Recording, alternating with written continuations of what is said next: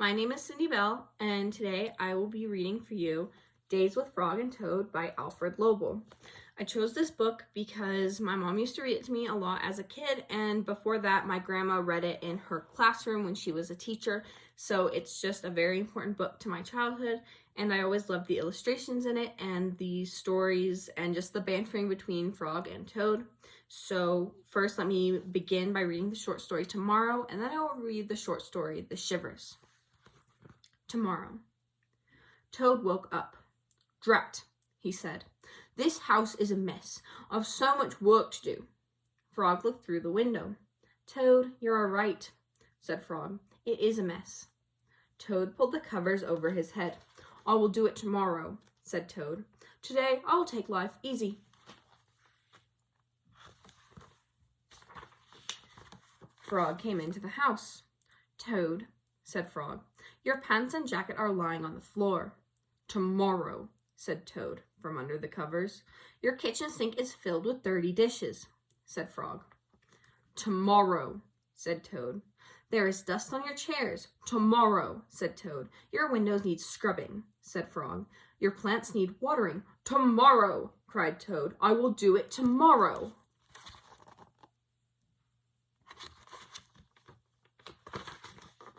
Toad sat on the edge of his bed. "Blah," said Toad. "I feel down in the dumps." "Why?" asked Frog. "I'm thinking about tomorrow," said Toad. "I'm thinking about all of the many things I will have to do."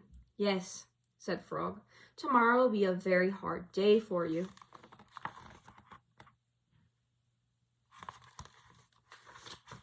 "But Frog," said Toad, "if I pick up my pants and jacket right now, then I will not have to pick them up tomorrow, will I?" "No," said Frog. "You will not have to." Toad picked up his clothes. He put them in the closet. "Frog," said Toad, "if I wash my dishes right now, then I will not have to wash them tomorrow, will I?" "No," said Frog. "You will not have to." Toad washed and dried his dishes. He put them in the cupboard.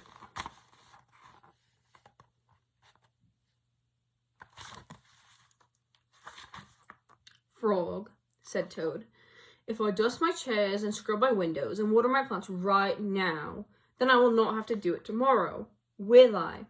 "No," said Frog, "you will not have to do any of it." Toad dusted his chairs. He scrubbed his windows. He watered his plants.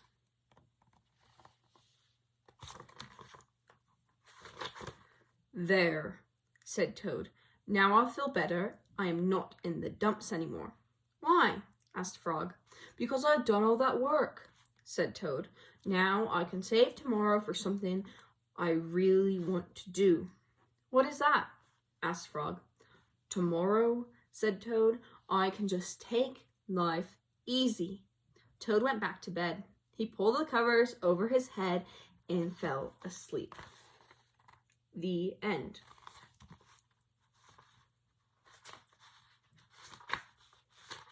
Now for the shivers.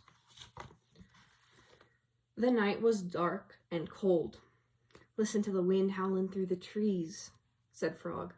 "What a fine time for a ghost story." Toad moved deeper into his chair. "Toad," asked Frog, "don't you like to be scared? Don't you like the feel of the shivers?" "I'm not too sure," said Toad. Frog made a fresh pot of tea. He sat down and began a story.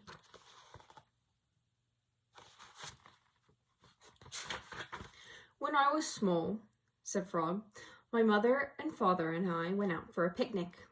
On the way home, we lost our way. My mother was worried. 'We must get home,' she said. 'We do not want to meet the old dark frog.' 'Who is that?' I asked. 'A terrible ghost,' said my father. 'He comes out at night and eats little frog children for supper.'" Toad sipped his tea. "Frog," he asked, "are you making this up?" "Maybe yes and maybe no," said Frog.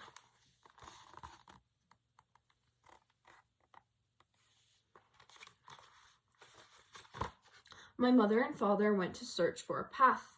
said Frog. "They told me to wait until they came back. I sat under a tree and waited. The woods became dark. I was afraid.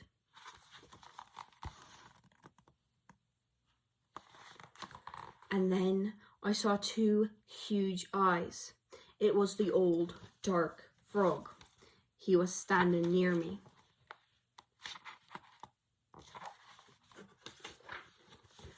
Frog, asked Toad, did this really happen? Maybe it did, and maybe it didn't, said Frog. Frog went on with the story. The dark frog pulled out a jump rope out of his pocket.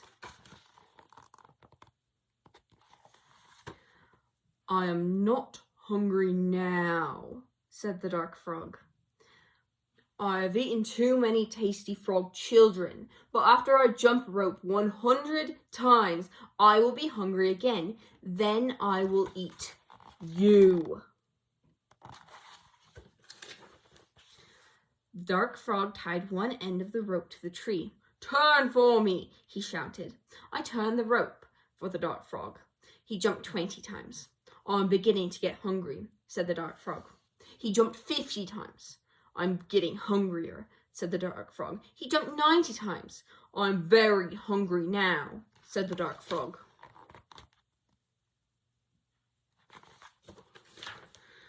What happened then?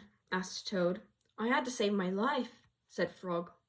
I ran around and around the tree with the rope. I tied up the old dark frog. He roared and screamed. I ran away fast. I found my mother and father, said Frog. We came home safely. Frog, asked Toad, was that a true story? Maybe it was and maybe it wasn't, said Frog. Frog and Toad sat close by the fire. They were scared. Their teacups shook in their hands. They were having the shivers. It was a good, warm feeling. The end.